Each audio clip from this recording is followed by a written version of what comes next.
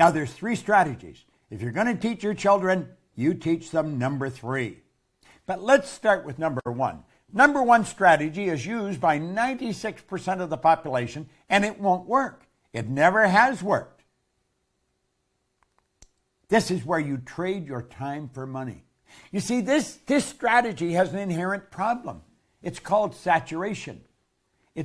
You run out of time. I don't care how effective you are. I don't care how much you earn an hour. You're going to run out of time. You're trading your time for money. It doesn't work. It does not work. Number 2 is an excellent strategy, but it's only used by 3% of the population. Number 2 is where you invest money to earn money. Now, people in the number 1 strategy, they hear about this, and so they squirrel a little bit of what they're earning away and they invest it, but they don't understand how to invest it, and they usually lose it. If you're going to invest money, you really got to know what you're doing, or go to somebody that has proved that they know what they're doing. Number 3 is where you invest money to earn money. Now, the first 2 strategies are not the one you want to focus on. Here's the one you want to focus on, number 3. It's only used by approximately 1 person out of 100. This is where this group earns almost all the money. 96% of all the money that's earned goes to a very small select group of people.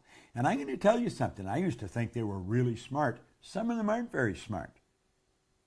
I was earning over $1 million a year, and I started to analyze what the heck was I doing? How was I doing it? I had stumbled on M3. I didn't know what I was doing, but I was doing it. I had been raised to believe if you're going to earn a lot of money, you got to be really smart. I knew I wasn't that smart, but I was earning a fair amount of money. M3 is used by 1% of the population, but they earn 96% of all the money. These people multiply their time by setting up multiple sources of income. Now, that's the strategy. How do you set up multiple sources of income? Well, some people get that mixed up with multiple jobs. That's not multiple jobs. It's multiple sources of income.